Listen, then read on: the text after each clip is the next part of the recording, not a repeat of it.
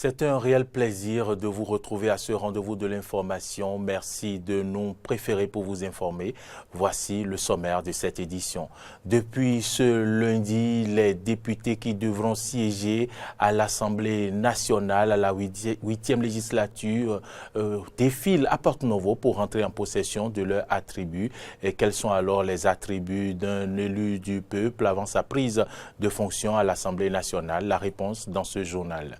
À suivre dans cette édition le message de paix adressé par sages, notables rois et chefs de culte du département du Koufo, tous préoccupés par la situation socio-politique qui prévaut actuellement au Bénin. Un hommage a été rendu ce mardi aux 2 soldats français tués au Burkina Faso lors de la libération d'otages.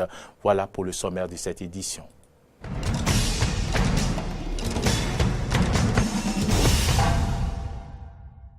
Merci à toutes et à tous pour votre attention. Je vous l'annonçais en titre, depuis ce lundi, les députés qui devront siéger à la 8e législature défilent bien sûr, selon notre correspondant à l'Assemblée nationale à Porto Novo pour entrer en possession de leurs attributs.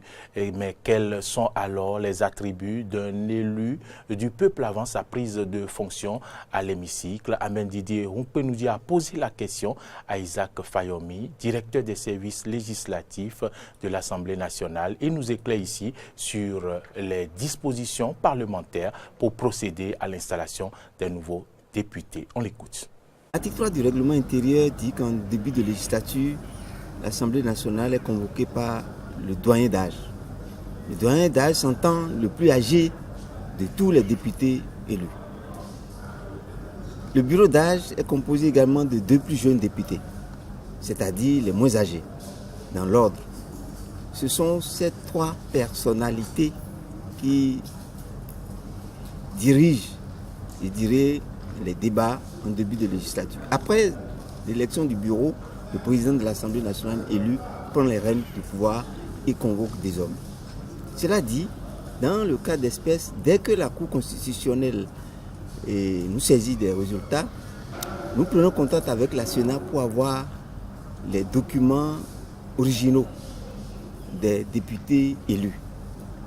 Dans le cas d'espèce, nous avons eu ces documents avec les différents âges des députés, les différentes dates de naissance.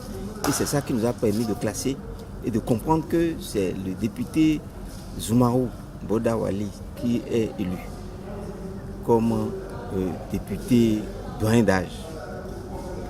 Et les 2 plus jeunes députés également, nous avons leur liste. Il n'est pas président de l'Assemblée nationale, il est doyen d'âge, dit le règlement intérieur. Et c'est lui qui nous donne des instructions pour savoir comment inviter. Alors, avant ça, en amont, nous invitons les députés élus par voie de presse à se présenter. Et nous mettons en œuvre un certain nombre de dispositifs pour les accueillir, pour pouvoir remplir un certain nombre de formalités liés donc à leurs fonctions quand ils seront ici, notamment en ce qui concerne les passeports diplomatiques, en ce qui concerne les enfants, parce qu'ils doivent fournir tous ces éléments-là. Ensuite, en ce qui concerne l'assurance. Donc voilà ce que je peux vous dire grosso modo. Mais nous profitons de l'occasion aussi pour mettre à leur disposition le règlement intérieur de l'Assemblée nationale et tous les documents, la Constitution notamment, bien entendu, et tous les documents dont ils auront à faire usage au cours de leur mandat. Des attributs, il s'agit de l'écharpe, donc que vous connaissez, il s'agit de la cocarde qu'ils mettent au niveau de leur voiture, il s'agit des insignes qui sont portés également à des occasions. Voilà ce que ça constitue comme élément qui fait du député un représentant entier de la nation. Vous le savez déjà, les 83 députés de la 8e législature seront installés le jeudi 16 mai 2019. À quelques jours de cette cérémonie, une équipe de notre rédaction a recueilli à ce propos les avis de certains citoyens. Suivez plutôt. Je pense que c'est la suite normale du processus électoral. Après avoir participé à l'élection, n'est-ce pas, des députés, à l'Assemblée nationale, je crois que ce qui suit, c'est l'installation, n'est-ce pas, de ces députés à l'Assemblée nationale. Moi, je pense que l'Assemblée nationale, comme son nom l'indique, c'est pour tout le peuple. Si éventuellement quelqu'un remplissait, n'est-ce pas, les conditions pouvant lui permettre d'aller à l'Assemblée, s'il respecte les conditions, je crois qu'il sera député. Donc c'est normal qu'on installe les nouveaux députés. Et ils ont suivi tous les processus et c'est validé par la Cour constitutionnelle. Et par rapport à ça, ils iront à l'Assemblée nationale légiférer pour le peuple béninois. Cette législature, moi je suis totalement d'accord pour qu'on installe la 8e législature avec beaucoup de nombre de jeunes députés. Je suis parfaitement d'accord. Moi, je ne m'opposerai jamais à la question du développement de mon pays. Donc, je donne mon feu vert pour la 8e législature. Lorsque les députés sont élus, ils doivent être installés. Moi, je suis d'accord qu'ils soient installés. Que Dieu nous donne la santé, et puis ça sera bien fait, et puis tout le monde sera en joie chez moi. Sage, notable roi et chef de culte endogène du département du Koufo se préoccupe de la situation sociopolitique qui prévaut actuellement au Bénin. Ils ont exhorté les populations du Koufo et toute la nation béninoise à œuvrer pour la paix. C'était ce lundi 13 mai 2019 à la place publique d'Aplaroué. Jonas Bouchi nous en dit plus dans ce reportage. À l'issue des élections législatives du dimanche 28 avril 2019, nous avons noté avec grand regret les violences qui ont eu lieu pour vouloir tuer le destin de notre démocratie chèrement acquise. C'est donc pour ne pas laisser cette tension délétère prévaloir indéfiniment au péril de la démocratie béninoise que les notables et têtes couronnées du Koufo ont demandé aux citoyens béninois de prioriser la paix, quelles que soient les divergences qui les opposent. Ils exhortent les gouvernants et les opposants à mettre fin aux violences afin d'engager le dialogue devant les conduire à l'harmonisation des points de vue. Nous disons donc non à la violence. C'est pourquoi nous demandons au gouvernement et aux opposants de se donner la main tout en prenant en compte les nouvelles aspirations des populations à la base lors des améliorations futures apportées aux lois et règlements de la République. À l'occasion de ce message pour la paix, les sages, notables et têtes couronnées du Koufo ont fait des prières et libations pour conjurer les violences post-électorales des législatives de 2019. Aussi ont-ils procédé à des rituels pour éteindre à jamais les flammes de la violence au Bénin. Que ce soit mouvance, que ce soit opposant, nous sommes des frères et sœurs au Bénin. Nous sommes dans un Bénin uni. Le feu qui a été allumé partout, on a éteint ce feu-là aujourd'hui. Nous demandons la paix pour tout le monde, aux opposants comme à la mouvance. Et que c'est en se mettant ensemble que le peuple évolue. Nous leur demandons la bonne collaboration pour qu'entre eux, il y ait d'attente. Puisque les théories partisanes et les raisonnements juridiques ont déjà montré leurs limites dans les recherches de solutions aux mésententes politiques actuelles au Bénin, le grand souhait est que la notoriété des sages et têtes couronnées puisse faire réfléchir les antagonistes. Quittons le département du Koufo pour l'Atlantique et plus précisément dans la commune d'Abomey-Calavi où il n'est pas aisé de circuler dans certaines rues après une pluie diluvienne. Il est quasi impossible d'emprunter actuellement certaines voies des quartiers Bidosessi, Bakita et Makinsa dans la commune d'Abomey-Calavi. Laurent Toninkes nous en dira davantage à travers ce reportage que je vous invite à suivre. Image Fiacre Voitan. Voici l'état de certaines rues dans l'arrondissement central de la commune d'Abomey-Calavi juste après une pluie. Et c'est ainsi depuis des années, notamment sur ce tronçon Carrefour Bidosessi EPP Zobadje. Les populations de ce milieu souffrent le martyre pour se rendre chez elles. Vraiment, la voie là, c'est pas du tout bon. Souvent la nuit là, si on passe là, c'est facilement qu'on peut faire braquage ici. Donc... La voie n'est pas du tout bonne, la voie n'est pas du tout praticable. Même si tu veux aller à côté, tu es obligé de contourner ou de rabattre par l'autre endroit pour pouvoir y aller. Donc la voie n'est pas du tout bonne. Sans vous mentir, nous avons tellement de difficultés ici. surtout en saison pluvieuse. Avec l'aide de Pigemi, ils ont pu fabriquer un pont ici, mais ce pont n'a servi à rien. Il y a des véhicules qui se font souvent dedans et les motos ont des difficultés. Donc ce qui a fait que la voie n'est plus praticable. On a dû commencer par exploiter la voie de l'autre côté. Même à la fin de la voie pavée qui quitte le carrefour Bidieu-Cessy, motocyclistes et automobilistes ont assez de difficultés pour circuler. Ici également, dans la rue face à l'église catholique Sainte-Bakita, même constat. Difficile de circuler en saison de pluie. Après la pluie du samedi 11 mai, voici ce à quoi ressemble cette voie. Quartier Sémin, tronçon Saint-Louis, Makinsa. Cette voie autrefois praticable est dégradée actuellement et pour cause la fermeture du passage des eaux de ruissellement. Ouais, l'état de la voie, vraiment, c'était pas comme ça. C'est suite à un problème que la voie est devenue le tel. Nos autorités sont descendues et ils ont vu, malgré ça, ils n'ont rien dit. Vraiment, ça ne nous arrange pas. Quand il pleut, vraiment, plus personne ne peut prendre dans l'avant. Donc voilà ce qu'on endure actuellement ici. Donc ça ne nous honore pas du tout. Cette voie n'était pas dans cet état, mais aujourd'hui, nos ateliers, nos maisons sont remplis d'eau de ruissellement. Nous souffrons. Les autorités procèdent au reprofilage des voies, mais ici, nous n'avons rien.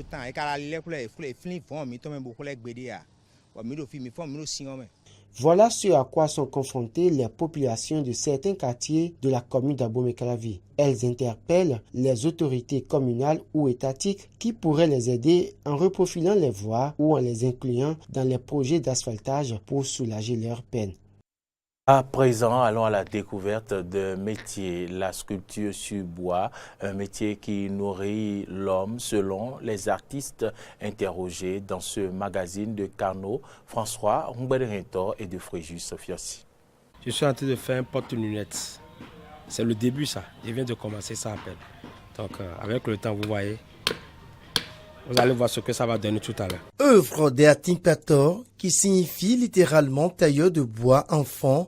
La sculpture sur bois est une technique qui consiste à façonner le bois. Œuvre purement artistique, elle peut se faire de deux manières.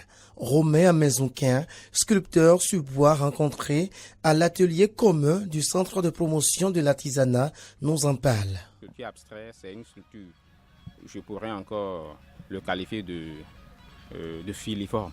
C'est une sculpture dont le regard n'est pas apparu, c'est la forme abstraite de la personne, tu vois. Ça, c'est une sculpture abstraite d'une femme africaine qui va au marché. Ça, c'est le début de la sculpture. D'une femme africaine, elle a un peu les hanches à l'africaine. D'ici peu, je vais sortir son bébé qui sera au dos et sortir les paniers sur la tête. Voilà la tête. Donc ce n'est que le début, hein. C'est le début de la sculpture, ça. Donc ça, c'est la sculpture d'une femme africaine abstraite. La deuxième manière est là de réaliser des statues. C'est la sculpture statuette. Ça, c'est les statuettes. Vous voyez, c'est un homme. Ça représente un homme africain qui revient du champ avec son régime de noix de palme sur la tête, sa roue sur l'épaule et sa machette avec la corde qui lui a permis de grimper sur le palmier. Avant d'obtenir le produit artistique fini, il va falloir prendre par plusieurs étapes selon Kokou Sounouvou, collègue de Romain Amezouquin. Il y a plusieurs étapes. Là maintenant je vais faire au moins 10 minutes pour tailler. Et après je vais monter sur le taux pour râper. Et après il y aura aussi la finition. On commence avec attelé. C'est avec attelé qu'on donne la forme de ce qu'on veut tailler. Et après cette étape, vous montez sur le taux pour tailler. Il y a des ciseaux qui suivent. Les ciseaux sont derrière vous là. Après, on passe à la finition avec du papier vert. Et après, on met du surage pour le faire briller. La finesse des sculptures dépend des outils utilisés par les sculpteurs sur bois, lesquels outils sont perfectionnés au fil du temps et dont les coûts ne sont pas accessibles à tous. Certains nécessitent un besoin important en électricité, ce qui fait défaut à cet atelier. Aujourd'hui, il ne faudrait plus qu'on suive l'ancienne sculpture qu'avaient fait nos aînés. Il faut qu'on aille vers la modification. Aller vers la modification, il faut l'énergie électrique. Il faut avoir les outils électriques. Nous n'avons pas ces opportunités. C'est une grande base pour un jeune sculpteur qui veut aller de l'avant dans la sculpture. Hormis ça, le bois. Nous avons des variétés de bois au Bénin. Mais nous sommes au sud. Moi, j'ai grandi au sud ici. Je ne maîtrise pas trop le nord, je ne maîtrise pas trop la brousse. Maintenant, s'il faut que j'aille à la recherche moi-même de ces bois, c'est la sculpture ou c'est l'art. Ça dit, il faut parfois aller à la recherche des bois, je ne sais pas comment est-ce que je vais les qualifier, des bois extraordinaires, des bois qui parlent. Ça dit, il faut de moyens, il faut permettre il faut que l'artiste ou l'artisan puisse avoir l'opportunité de sortir. Puisque c'est ça qui fait grandir un artiste ou un artisan. La difficulté majeure, c'est de comment faire pour persévérer dans le domaine et produire gros. Malgré ces difficultés évoquées par Romain Menzonquin, il estime que la sculpture sur bois est un métier qui peut bien nourrir son homme. Un artisan se dit qu'il ne vend pas, c'est signe qu'il ne produit pas de bonnes choses. Puisque l'art, ça se vend de lui-même. L'art se vend, l'art s'impose. Donc, de ce côté, si un artiste ne veut pas de me vendre, je lui dirais donc, tu ne travailles pas, tu ne bosses pas. Moi, c'est mon choix et c'est ma vie. Peu importe ce que me dira l'autre, lui aussi, il met sa vie.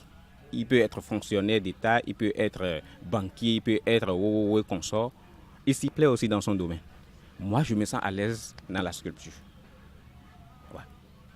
Donc, je n'entends pas les gens dire oh non, ça, ce n'est pas mon problème. Devenu un enjeu économique parce que rapportant des devises grâce aux touristes, la sculpture sur bois est un métier à prendre au sérieux afin de le valoriser bien au-delà de nos frontières. Vous venez donc de suivre un magazine proposé par Carnot François et Fréjus Fiossi. En interactualité, les Parisiens ont rendu hommage aux 2 soldats tués au Burkina Faso en applaudissant au passage du cortège funèbre sur le pont Alexandre III à Paris. Les cercueils de Cédric de Pierrepont et Alain Bertoncelot sont conduits aux Invalides pour une cérémonie présidée par Emmanuel Macron. Suivez.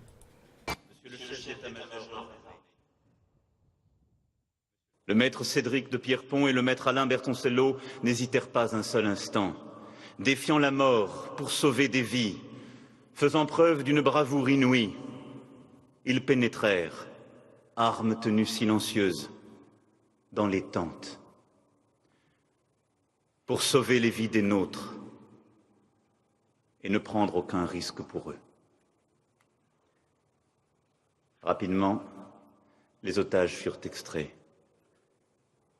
mais l'ennemi tira à bout portant. Le maître Cédric de Pierrepont et le maître Alain Bertoncelot tombèrent.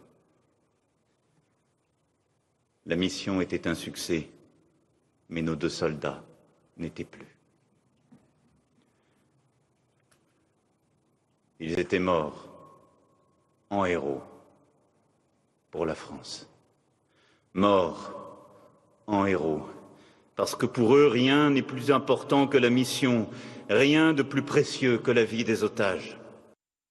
Fuyant les violences qui ravagent leur pays, les Afghans sont de plus en plus nombreux à s'installer en Turquie. Parmi eux, les hommes d'affaires qui trouvent un environnement sûr pour placer leur économie ainsi que des nationalités les moins chères du monde à acquérir. Reportage. Kabouli Pulao, manto, on ne sert ici que des plats afghans. Hadji Yacoub s'est installé dans ce quartier populaire d'Istanbul il y a 2 ans. Il ne parle toujours pas turc, mais le filon qu'il avait flairé est le bon. Il nourrit les Afghans, de plus en plus nombreux, qui s'installent dans la mégalopole turque. Plus de 60% de nos clients sont des Afghans qui vivent ici. Le reste, je dirais que c'est à 30% des Arabes et des Iraniens. Et enfin, des Turcs. Les Afghans qui ont de l'argent à investir s'installent désormais en Turquie pour fuir l'insécurité qui ravage leur pays. Et depuis l'an dernier, l'État turc a bradé sa nationalité. Il fallait auparavant $1 million. Désormais, acheter un appartement à $250 000 apporte, en prime, le passeport turc.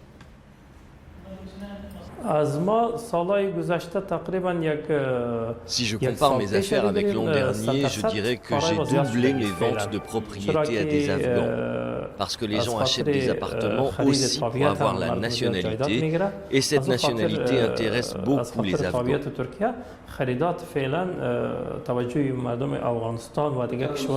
Une fois installés dans le pays, la langue reste une barrière. Mais tous les businessmen afghans le disent, leur argent est plus en sécurité ici que chez eux, où ils craignent les enlèvements contre rançon, fréquents pour les hommes d'affaires. Dans ce pays, tout ce à quoi un Turc a le droit, un non-Turc y a droit lui aussi. Et si vous avez en plus du talent et de l'argent à investir dans une affaire, alors on vous facilite tout.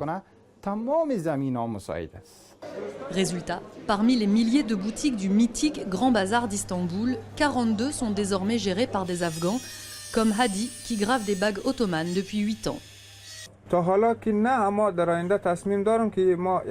prévu d'agrandir mon business à court terme. J'aimerais aussi pouvoir enseigner mon savoir-faire et mon art à des Turcs ici. Le nombre d'Afghans installés en Turquie n'est pas connu, mais les associations l'estiment à environ 150 000 personnes, en perpétuelle augmentation. La tension est montée d'un camp entre les États-Unis et la Chine face aux dernières mesures de Washington. Pékin riposte et relève ses tarifs douaniers sur 60 milliards de dollars de marchandises américaines. De nouveaux tarifs qui devraient s'appliquer dès le 1er juin. Information du ministre chinois des Finances. Il y a 4 jours, les États-Unis avaient relancé les hostilités en augmentant les tarifs douaniers sur 200 milliards de dollars de biens chinois. Suivez.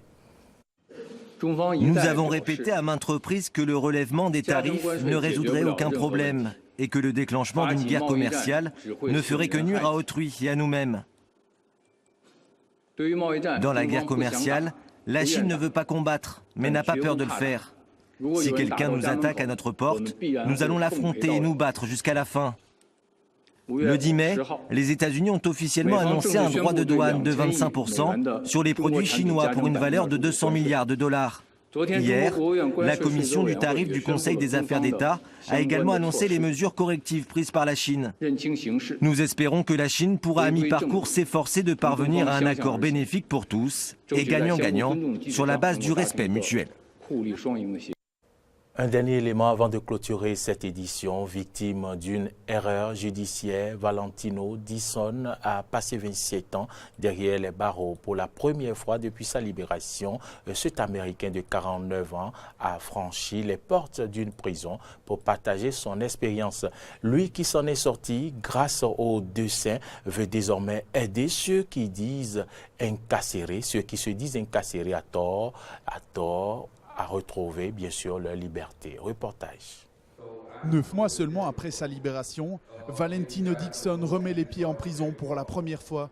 Mais aujourd'hui, c'est uniquement pour raconter son histoire à des détenus de la prison de Washington et leur parler d'une passion née derrière les barreaux, le dessin. C'est mon dessin préféré et c'est le terrain de golf le plus emblématique. Il y a 28 ans, la police l'arrête pour un meurtre commis dans l'État de New York. À 21 ans, le jeune père de famille est condamné à 39 ans de prison. J'ai passé 27 ans en prison pour un crime que je n'ai pas commis. Et je suis ici pour montrer mon soutien parce que nous avons besoin de changements dans ce système. Il doit être équitable et juste et j'espère pouvoir en parler aux législateurs. En prison, il apprend à dessiner. Des parcours de golf notamment, lui qui n'y a jamais joué. Son coup de crayon attire l'attention d'un journaliste, puis d'étudiantes qui en font le sujet d'un documentaire. Face à leur caméra, le procureur reconnaît qu'aucune trace de poudre n'a été retrouvée sur Valentino Dixon. Quelques mois plus tard, il est innocenté et libéré. Sans cette vidéo, je ne serais peut-être pas là maintenant. Une preuve en image en dit beaucoup plus long que sur papier. Pour les gens, c'est plus évident que si c'était quelque chose à lire.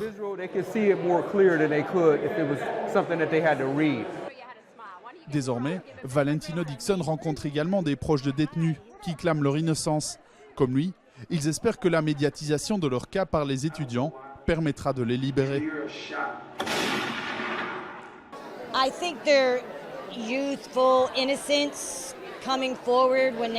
Je pense qu'ils ont cette innocence juvénile quand ils vont parler aux gens. Le cas de John était difficile pour les gens du quartier parce qu'ils étaient tous menacés par la police. Mais les étudiants ont trouvé le moyen de les faire parler.